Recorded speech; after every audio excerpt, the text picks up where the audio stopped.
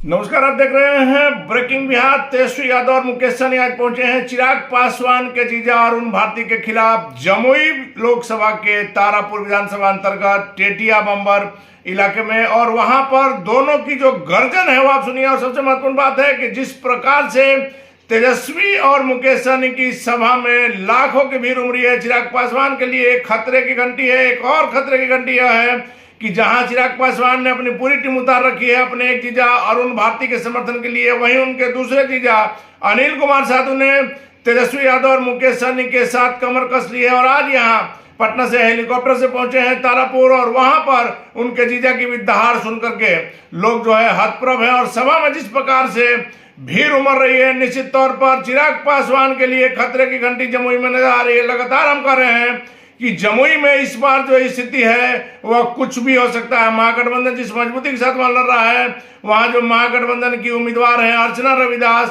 उनको लेकर के भी जिस तरह की बातें सामने आ रही है, कांटे की टक्कर है। वैसे में 4 जून को क्या कुछ परिणाम आएगा यह देखना काफी महत्वपूर्ण होगा। फिलहाल आप देखिए किस प्रकार से तेजस्वी यादव और मुकेश सहनी वहां जाकर के गरजे हैं चिराग पासवान के खिलाफ। मोनियाबिंद बेलदार निषाद का नेता और वीआईपी पार्टी के राष्ट्रीय अध्यक्ष सन ऑफ मल्ला मुकेश सहनी जी आ रहे हैं। इनका जोरदार तालियों से दोनों हाथ उठाकर स्वागत और अभिनंदन करें। बहुत बहुत धन्यवाद। आज ये चुनावी सभा में उपस्थित हमारा युवा छोटे भाई, लाखों युवा को नौकरी देने वाला है, युवा नेता प्रतिपक्ष भाई तेजस्वी प्रसाद यादव जी हमारे साथ आए, साधु पासवान जी इस कार्यक्रम में उपस्थित, आप सभी के लोकप्रिय प्रत्याशी बहन अर्चना रविदास जी इस कार्यक्रम में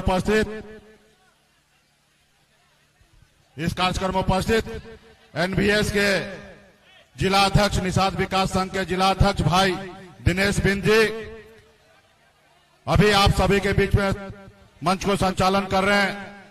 हमारे युवा साथी, हमारे पुराने साथी भाई गौतम बिंद जी इस कार्यक्रम में उपस्थित, जिला अध्यक्ष वीआईपी अरविंद निषाद जी इस कार्यक्रम में उपस्थित, मुखिया जी विश्वनाथ बिंद जी, द्वारका प्रसाद बिंद जी इस कार्यक्रम में उपस्थित, गीता बिंद जी इस कार्यक्रम, राकेश कुमार बिंद जी, प्रवीण कुमार बिंद जी, बास्कु प्रसाद बिंद जी, वीआईपी पार्टी के प्रखंड अध्यक्ष उमेश कुमार बिंद जी, प्रवीण कुमार बिंद जी, मदन प्रसाद बिंद जी, सचिनाथ प्रसाद बिंद जी, सैनिक जी, पूर्व सैनिक सुमंत कुमार बिंद जी, वीआईपी पार्टी के युवा नेता पूरन बिंद जी, सचिन बिंद जी, अजीत बिंद जी,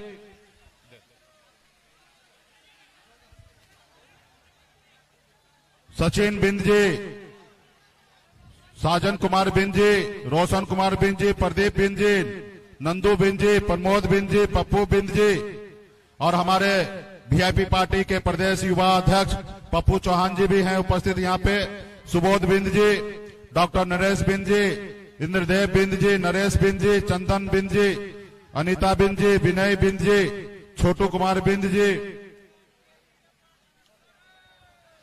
चंदन शास्त्री जी, नंदन कुमार जी, महेश्वर बाबू जी, विकास कुमार बिंद जी, और तमाम महागठबंधन भी, एनडीए गठबंधन के सभा बहुत सारे यहाँ पे नेता उपस्थित हैं। बड़े संख्या में युवा, माता बहन, नौजवान साथी, सभी सम्मानित गार्जियन, सभी को सन ऑफ मल्ला मुकेश सहनी की ओर से प्रणाम। साथियों,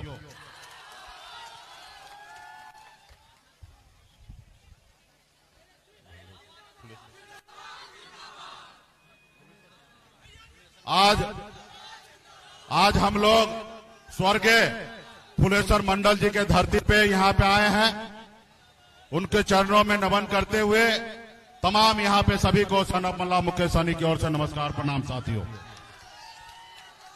साथियों, ये चुनावी सभा है, लेकिन ये जो चुनाव है वो खास चुनाव है। ऐसे तो हर साल में 5 साल में 2 बार चुनाव होता है, एक बार राज्य में मुख्यमंत्री बनाने के लिए और एक बार देश में प्रधानमंत्री बनाने के लिए। जब से हमारा देश आजाद हुआ है तब से कई बार चुनाव हुआ है, लेकिन ये जो चुनाव है वो ये चुनाव जो है खास चुनाव है साथियों, खास चुनाव है। जैसे कभी हमारे पूर्वज ने ये देश को आजादी दिलाने के लिए हजारों लाखों की संख्या में शहीद हो गया था, तब जाके हमारा देश आजाद हुआ। आज हमें भी फिर से वही आजादी की लड़ाई लड़ना पड़ेगा साथियों। गरीब, पिछड़ा, अति पिछड़ा, दलित, ऐसे भाई के हक अधिकार के लिए हम सभी को मान लीजिए कि आजादी की लड़ाई लड़ना है साथियों, ये आजादी की लड़ाई लड़ना है। पहले ये देश गुलाम था, अंग्रेज का शासन था। हमारे पूर्वज, आपके पूर्वज ने लड़ाई लड़ा, तब जाके देश आजाद हुआ। तब हमारे भीमराव अंबेडकर जी ने, बाबा साहब ने हमें एक संविधान बना के दिया, लोकतंत्र बना के दिए। उस लोकतंत्र में हमारे पास अधिकार है कि राज्य का मुख्यमंत्री और देश का प्रधानमंत्री चुनने का साथियों, देश का चुनने का। लेकिन आज बिहार ही नहीं पूरे देश एक संकट में गुजर रहा है। 2014 में एक नेता आए, उन्होंने हमें एक वादा किया। उन्होंने कहा कि देश में बेरोजगारी बहुत है, आप हमें लाओ और देश के युवा को हर साल 2 करोड़ नौकरी देंगे। ये हमारे देश में बेरोजगारी था, लोग एहसास भी कर रहे थे, लोग एहसास कर रहे थे। फिर युवा को लगा कि ये मोदी जी आएंगे, नौकरी देंगे, और सब लोग गुमराह हो गया, मोदी जी को वोट दे दिया। मोदी जी ने कहा कि हमको लाओ, और जब हम देश का प्रधानमंत्री बनेंगे तो विदेश में काला धन है उसको लेके आएंगे और सबके खाता में 15-15 लाख रुपया दे देंगे। हमारे लोगों को लगा कि बैठे बैठे 15 लाख रुपया आएगा, चलो एक बार मोदी जी को ले आते हैं। फिर हमारे लोगों ने मोदी जी को ले आए, लेकिन क्या मिला हमको? तो इसलिए साथियों, ये गरीब, पिछड़ा, दलित का सरकार नहीं है, ये बड़े बड़े उद्योगपति, चाहे वो रतन टाटा हो, अंबानी हो, अडानी हो, इनकी सरकार है, आपकी सरकार नहीं है साथियों, आपकी सरकार नहीं है। आज आपके बच्चे को नौकरी से वंचित रखा जा रहा है। आज आपको इतना मजबूर कर रहा है कि आप 5 किलो चावल को विकास मान लीजिए, आज इतना मजबूर बनाया जा रहा है। और खास करके गरीब, पिछड़ा, अति पिछड़ा, दलित, ओबीसी, आज ये लोग परेशान हो रहा है। आज जितने भी सरकारी संस्था है उसको बेचा जा रहा है, उसको बेचा जा रहा है। बाप दादा का संपत्ति, अर्जा हुआ चीज को लोग बेचकर फुटानी कर रहा है, और लोग कह रहा है कि हमारा देश आगे बढ़ रहा है। अब बताइए, देश आगे बढ़ने से पहले गांव को आगे बढ़ना पड़ेगा, पंचायत को आगे बढ़ना पड़ेगा, ब्लॉक को आगे बढ़ना पड़ेगा। आप बताइए कि आपके पंचायत में, आपके ब्लॉक में कितना फैक्ट्री खुला और कितना युवा को नौकरी मिला, आप हमें बताइए। जब नौकरी नहीं मिला, जब आपके फैक्ट्री नहीं खुला, तो कैसे हमारा देश आगे बढ़ रहा भाई? कैसे देश आगे बढ़ रहा? इस देश के ऊपर पहले 47 लाख करोड़ कर्जा था, आज 2 लाख करोड़ से ऊपर आज कर्जा हो गया इस देश के ऊपर साथियों। हर नागरिक जो है गरीबी में जूझ रहा है साथियों। इसलिए इस सरकार को हटाने की जरूरत है साथियों, मोदी जी को हटाने की जरूरत है। और जीता जागता उदाहरण आप हमें ले लीजिए। एक मैं गरीब परिवार में जन्म लिया, पिताजी मछली मारते थे, ऐसे परिवार में जन्म लिया। जिस परिवार में एक रोज मछली ना मारा जाए तो दूसरे रोज घर पे खाना नहीं बनता, ऐसे परिवार में मैं जन्म लिया। मैंने गरीबी को देखा, फिर मैं बंबई जैसे शहर गया, मेहनत किया, मजदूरी किया, वहां पे संघर्ष किया और एक बेहतर जिंदगी जीने लगा। फिर मैं मुड़ के देखा तो लोग चांद पे घर बनाने के लिए सोच रहा है, लेकिन इस धरती पर हमारे लोगों के लिए बिन बिलदार, नोनिया, मला, चाय, तियर, बनपर, गोरी, केवट, इनके रहने के लिए घर नहीं है। फिर बंबई का ऐशोआराम जिंदगी को छोड़कर बिहार में आए, अपने लोगों को जागरूक किया, सभी को साथ लिया, संघर्ष किया। पिछले 10 सालों से संघर्ष करते रहा और संघर्ष करके 2020 में आपने देखा कि आप लोगों के संघर्ष के बदौलत बिहार में हमने पॉलिटिकल पार्टी बनाया और 4 विधायक बनाया। और जब 4 हमारे पास विधायक बना तो हमारे समर्थन से बिहार में मुख्यमंत्री बना साथियों, हमारे समर्थन से बिहार का मुख्यमंत्री बना। अगर हम समर्थन नहीं देते तो नीतीश कुमार बिहार का मुख्यमंत्री नहीं बनते साथियों, नहीं बनते। और हम अपने दम पर 4 विधायक जब बनाए तो हम मंत्री बने, और जब मंत्री बने अपने लोगों के लिए काम कर रहे थे, उसके अधिकार की बात कर रहे थे, उसके लिए लड़ाई लड़ रहे थे, उनके आरक्षण की बात कर रहे थे, तो इनको पसंद नहीं आया। देख, कल तक जो मछली मारने वाला देखा, कल तक जो मछली मारने वाले का बेटा है वो आज हमारी बराबरी कर रहा है। इसको रोको, नहीं रोकोगे तो आगे बढ़ जाएगा, इसको रोको।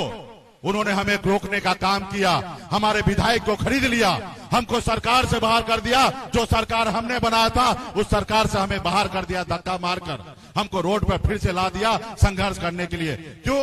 क्योंकि हम उत्तर प्रदेश जाके चुनाव लड़े, हम संघर्ष कर रहे थे कि मोदी जी अच्छा नहीं तो गठबंधन नहीं, और गठबंधन नहीं तो वोट नहीं, इसकी लड़ाई लड़ रहे थे। आज बताइए, आज जब हम मंत्री बने, हमारे पास विधायक बना, ये किसका देन है? हमारे लोगों का देन है। और जब उनके लोगों का, हमारे लोगों का देन है, तो उनके हक अधिकार के लिए हम क्या लड़ाई लड़ रहे? तो क्या हम गुनाह कर रहे हैं? बताइए, हम अपने लोगों के लिए लड़ाई लड़ रहे, क्या हम गुनाह कर रहे? नहीं। हम अपने लोगों के लिए लड़ाई लड़ रहे, क्या हम गुनाह कर रहे? नहीं कर रहे।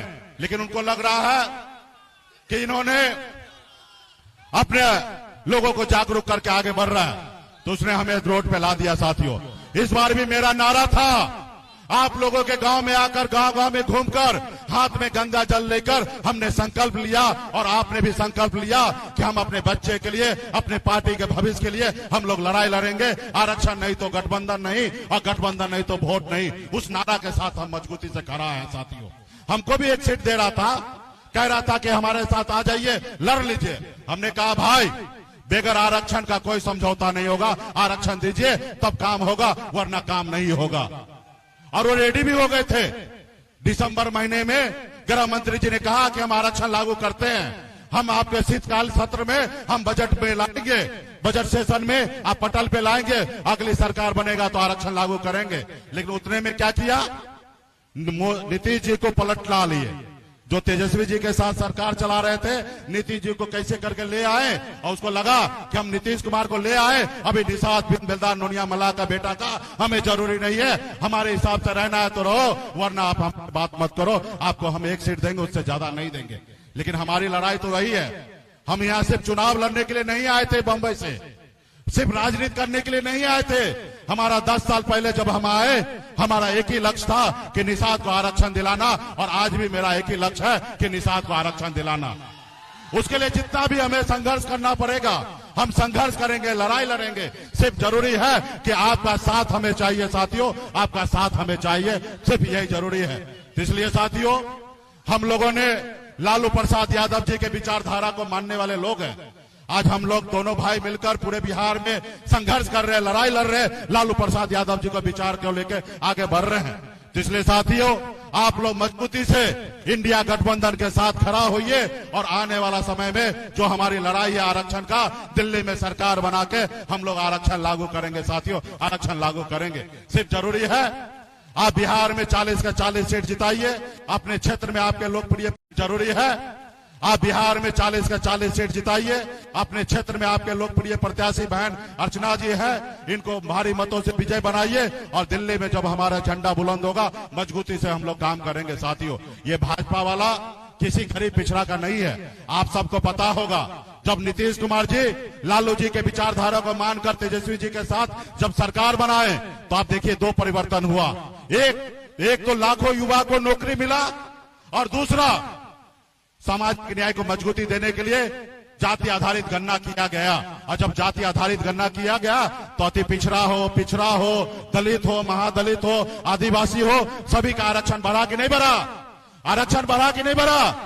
इसलिए बढ़ा क्योंकि वो लालू प्रसाद जी का विचारधारा वाला सरकार था। इससे पहले भी नीतीश जी 17 साल से थे, बीजेपी है, लेकिन आरक्षण बढ़ा नहीं बढ़ा? वो तो चाहते हैं कि आरक्षण खत्म कर दे। साथियों, वो नहीं चाहता है कि गरीब पिछड़ा को आरक्षण मिले ताकि उसका बेटा जब सर उठा के जिए। इसलिए साथियों, अभी भी वो नारा दिया है 400 पार, ताकि देश का संविधान को बदल सके। ये निश्चित तौर पे आप लोग को संविधान के लिए लड़ाई लड़ना है, और उसको जो 400 पार का जो नारा है, उसको 200 के अंदर में आप सभी को, हम सभी का कर्तव्य है सिमट देना है। साथियों, और जब 200 के अंदर में रहेगा तब वो हमारा संविधान सुरक्षित रहेगा साथियों। इसलिए मजबूती से पार्टी के एक एक नेता, सैकड़ों नेता आप लोग लगे हैं, पिछले 10 साल से हमारे साथ मेहनत कर रहे हैं। आज आपको जरूरी है, अभी 10 दिन का समय है, एक एक गांव में जाइए, एक एक टोला में जाइए, एक एक मोहल्ला में जाइए और हमारा तेजस्वी जी का संदेश को पहुंचाइए और एक एक वोट को हाथ जोड़कर, पैर जोड़कर एक एक कार्यकर्ता को, अपने गठबंधन को, प्रत्याशी को वोट दिलाने का काम कीजिए। तब जाके आपका सर ऊंचा होगा साथियों, तब जाके आपका सर ऊंचा होगा। बहुत बहुत धन्यवाद। तमाम हमारे पार्टी के जितने भी गठबंधन के नेता उपस्थित हुए हैं, आप सभी को बहुत बहुत धन्यवाद। और आप बड़े संख्या में यहाँ पे माता बहन आए हैं, युवा साथी आए, सबको बहुत बहुत धन्यवाद। आगे भी कार्यक्रम है, फिर हम लोगों के पास आएंगे। बहुत बहुत धन्यवाद। बहुत बहुत धन्यवाद। अब हम लोगों के बीच जिनका इंतजार आप लोगों को है बेसब्री से, वो आ रहे हैं। आप उनका जोरदार तालियों से स्वागत करें, जिन्होंने 17 महीना में रोजगार देकर ये साबित कर दिए कि कैसा मुख्यमंत्री बिहार को चाहिए। अब आए हमारे बीच बड़े भाई तेजस्वी जी, हम लोगों के सर्वमान्य नेता तेजस्वी यादव जिंदाबाद, लालू यादव जिंदाबाद। आज इस चुनावी जनसभा में टेटिया बम्बर प्रखंड में ये कार्यक्रम हो रहा है और मंच पे हमारे साथ उपस्थित हैं हमारे बड़े भाई वीआईपी पार्टी के संरक्षक आदरणीय मुकेश साहनी जी, महागठबंधन राष्ट्रीय जनता दल से प्रत्याशी बहन अर्चना रविदास जी, मंच पर उपस्थित हिमांशु चक्रपाणी जी, मंच पर उपस्थित तारापुर के पूर्व प्रत्याशी अरुण शाह जी, मंच पर उपस्थित साधु पासवान जी जो हम लोगों के दलित प्रकोष्ठ के प्रदेश अध्यक्ष हैं, और रामविलास पासवान जी के सबसे बड़े दामाद भी हैं। मंच पर उपस्थित उमा जी, अशोक बिन जी और महागठबंधन के वीआईपी पार्टी के, राष्ट्रीय जनता दल के, लेफ्ट पार्टी के, कांग्रेस पार्टी के सभी नेता, पदाधिकारी, कार्यकर्ता और टेटिया बम्बर प्रखंड से आए हुए सभी हमारे अभिभावक बुजुर्ग, यहीं से सब बुजुर्गों का, अभिभावकों का हम पैर छूते हैं, माताएं बहनों को प्रणाम करते हैं और यहीं से नौजवान युवा साथी को गले लगाते हैं। आप सब लोग जान रहे हैं कि ये भी चुनाव है। पहला फेज में, पहला चरण में 4 जगह बिहार में चुनाव है। औरंगाबाद में, नवादा में, आपका जमुई में, गया में, ये 4 जगह जो है चुनाव है। यहां से अर्चना रविदास जी को जमुई से प्रत्याशी बनाया गया है। औरंगाबाद से अभय कुशवाहा जी को, नवादा से संतोष कुशवाहा जी को और गया जिले से सरबजीत पासवान जी को हम लोगों ने उम्मीदवार बनाने का काम किया है, जो पहला चरण है। अर्चना रविदास जी यही की बेटी है, इसी लोकसभा क्षेत्र झाझा इनका घर पड़ता है, लक्ष्मीपुर में लोकल कैंडिडेट है, घर की बेटी है, पढ़ी लिखी महिला है, रविदास समाज से आती है और हम लोगों ने बहुत सोच विचार करके इनको उम्मीदवार बनाया है ताकि जमुई की जनता को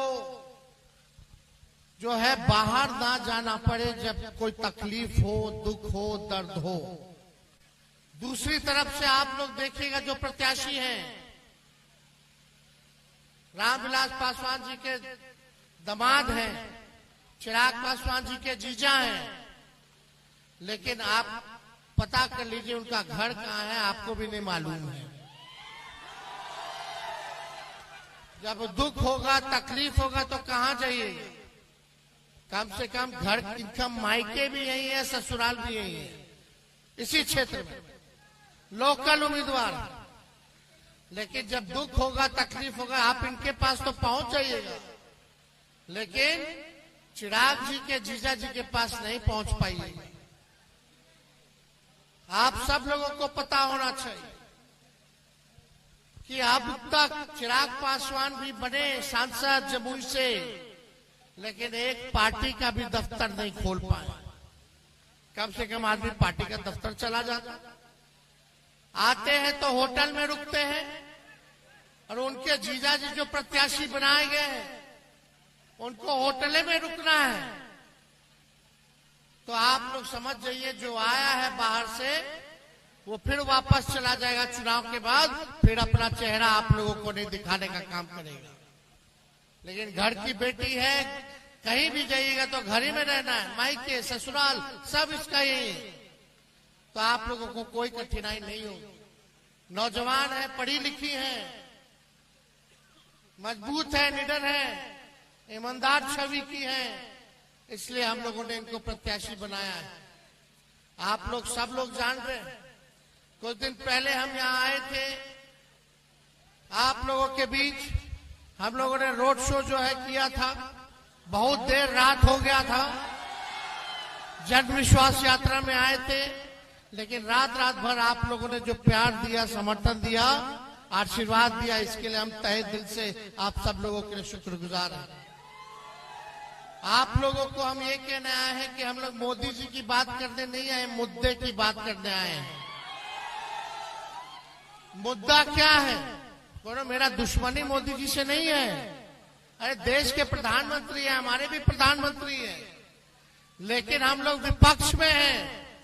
विपक्ष का तो जिम्मेवारी बनता ही है सवाल पूछना, लेकिन उतना ही जिम्मेवारी आप लोगों का भी सवाल बनता है। प्रधानमंत्री से पूछे कि टेटिया बम्बर प्रखंड के लिए क्या किया, आपके गांव के लिए क्या किया, आपके पंचायत के लिए क्या किया, आपके जिले के लिए क्या किया, आपके राज्य के लिए क्या किया।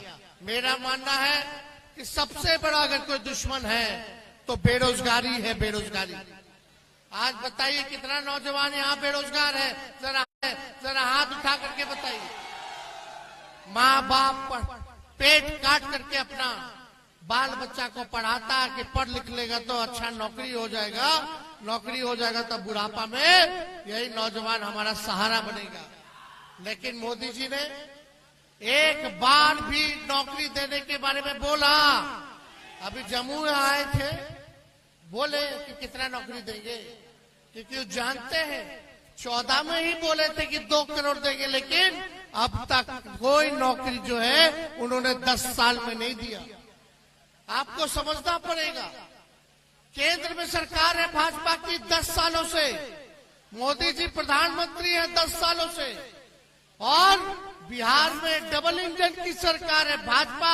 अब मुख्यमंत्री नीतीश कुमार जी की सरकार है 17 साल से। यहाँ के सांसद लगातार एनडीए को जिताने का काम किया आप लोगों ने।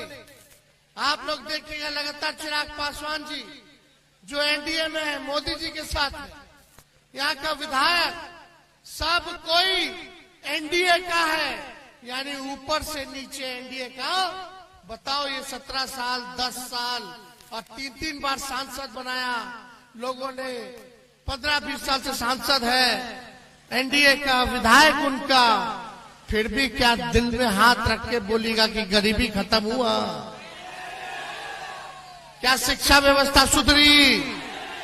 क्या अस्पताल में दवा इलाज अच्छा सा हो रहा है? क्या दिए मोदी जी? क्या दिए आप लोगों को?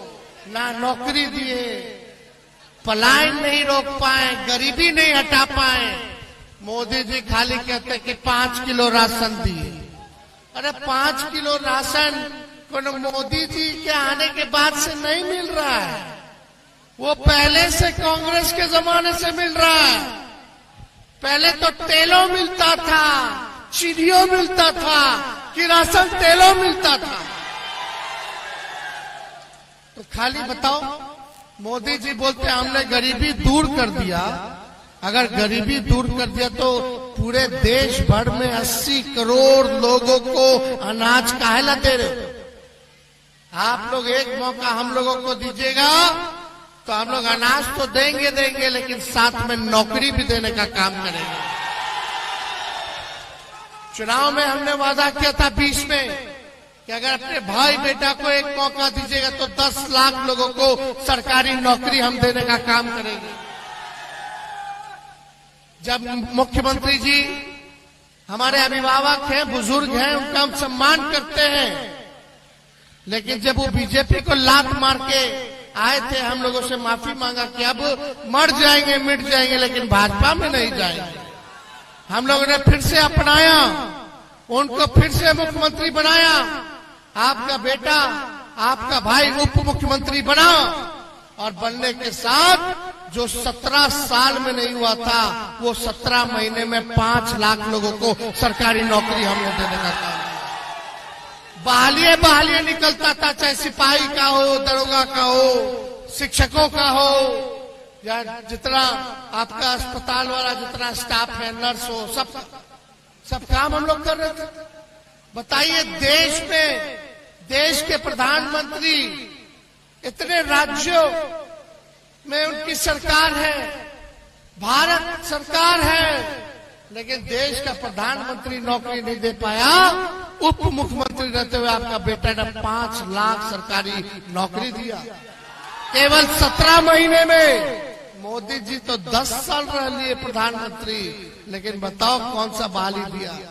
रेलवे का बंद कर दिया, रेलवे को बेच दिया, वहां भी बहाली अब नहीं निकल रहा।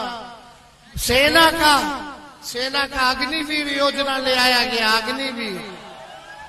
बताओ, कोई हमारा सैनिक अगर शहीद होगा तो उसको शहीद का दर्जा मिलना चाहिए कि नहीं मिलना चाहिए? लेकिन अग्निवीर योजना में केवल 4 साल रहेगा, 4 साल के बाद हटा देगा, यानी जवानी खत्म। 4 साल बाद क्या करेगा? और बताइए, शहीद का दर्जा नहीं मिलेगा। 4 साल रहेगा लेकिन शहीद का दर्जा नहीं मिलेगा। कैंटीन में जो उनको मिलता था, कैंटीन की व्यवस्था नहीं मिलेगी। आप लोग देखिए, जो पेंशन है वो नहीं मिलेगा, ग्रेच्युटी जो है वो नहीं मिलेगा, और नौजवानों के साथ, भविष्य के साथ खिलवाड़ किया जा रहा है। अब हम लोग चिल्ला रहे हैं तो बोलते हैं वापस ले लेंगे, वापस ले लेंगे। अरे आप लोग बताइए, क्या कहां से आएगा नौकरी? सब कुछ तो निजीकरण मोदी जी ने कर दिया।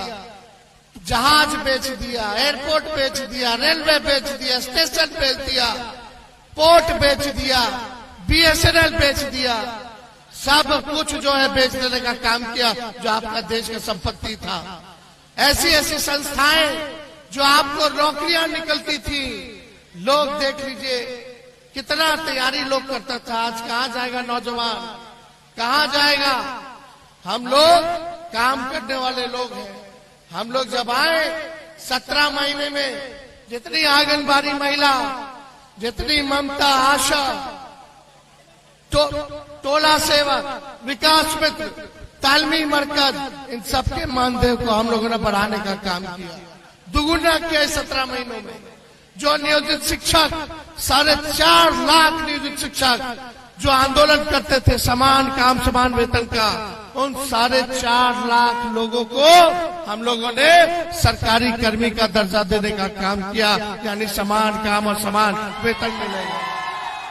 हम लोगों ने जाति आधारित गणना कराया, कोई जातिवादी के लिए नहीं, ताकि पता चले कि रे भाई के लोग बा जो दिहाड़ी मजदूर है, कौन लोग हैं जो भूमि नहीं है, भूमिहीन है, कौन लोग है जिसका पक्का मकान नहीं है, कौन लोग है जो गरीब है, कौन लोग है जो ठेला ढोने का काम करता है, रिक्शा चलाने का काम करता है, कौन लोग है जो नाला साफ करता है।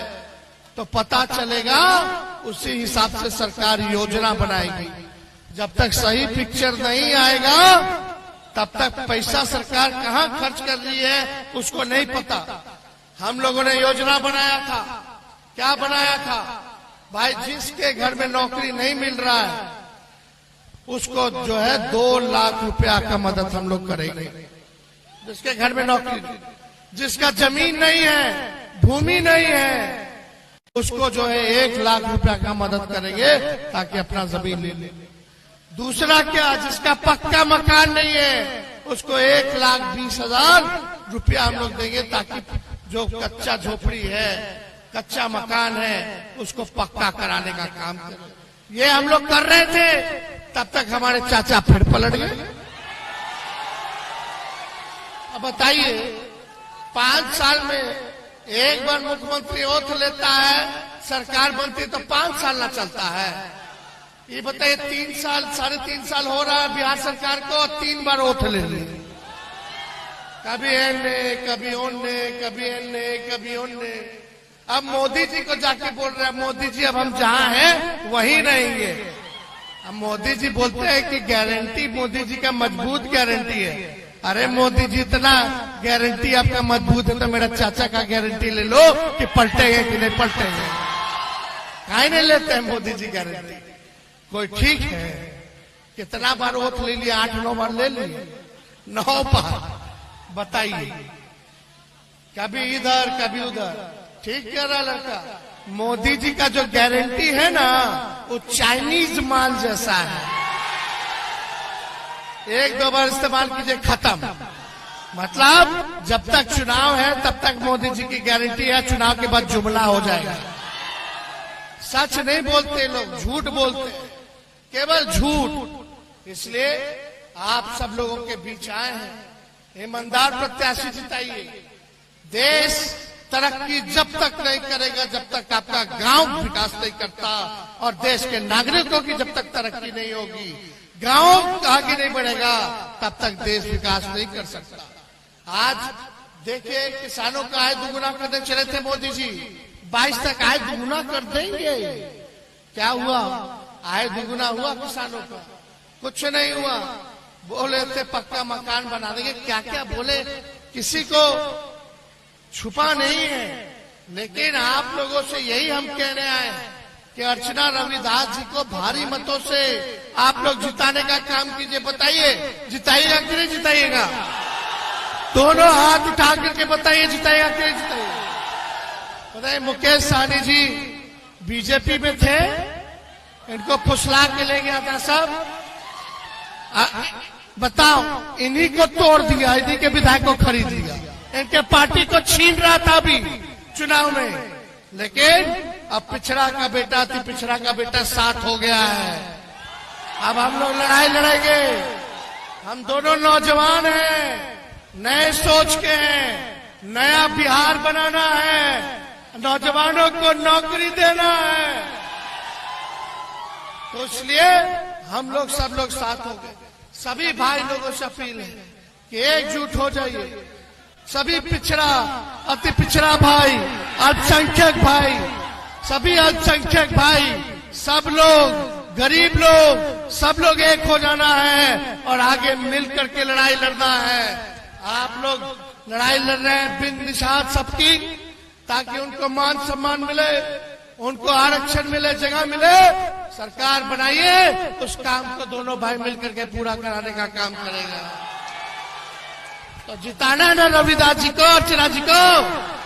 अरे विजय के माला मुकेश जी को बोले थे दे, नहीं, पूरा दोनों हाथ उठा करके, सभी माता बहन सभी हाथ उठा करके बताइए, तो हम लोग दे रहे हैं इनको। और 1 नंबर पर लालटेन है, 19 तारीख को 1 नंबर पर लालटेन है। सभी लोग चुपचाप चुपचाप चुपचाप। बहुत बहुत धन्यवाद। लेकिन संभाल के रहेगा, ये सब हिंदू मुसलमान कराता है भाजपा वाला। अभी नवरात्र चल रहा है, चैती छठो आई, और आज जो है ईद है। सबको हम नवरात्र का, ईद का बधाई देते हैं। मिल करके रहिए, मिल के रहिए, एक रहिए, शांति रहेगा, अमन चैन रहेगा, तभी विकास होगा।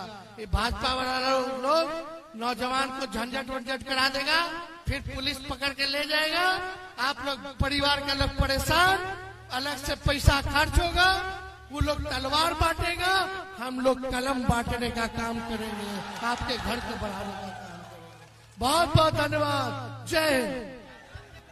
तेजस्वी प्रसाद यादव जिंदाबाद, तेजस्वी प्रसाद यादव जिंदाबाद, जिंदाबाद जिंदाबाद, लालू यादव जिंदाबाद, जिंदाबाद जिंदाबाद, राबड़ी देवी जिंदाबाद, जिंदाबाद जिंदाबाद, राजमाता राबड़ी देवी जिंदाबाद, जिंदाबाद जिंदाबाद, इंडिया गठबंधन जिंदाबाद, जिंदाबाद जिंदाबाद, महागठबंधन जिंदाबाद। जिंदाबाद।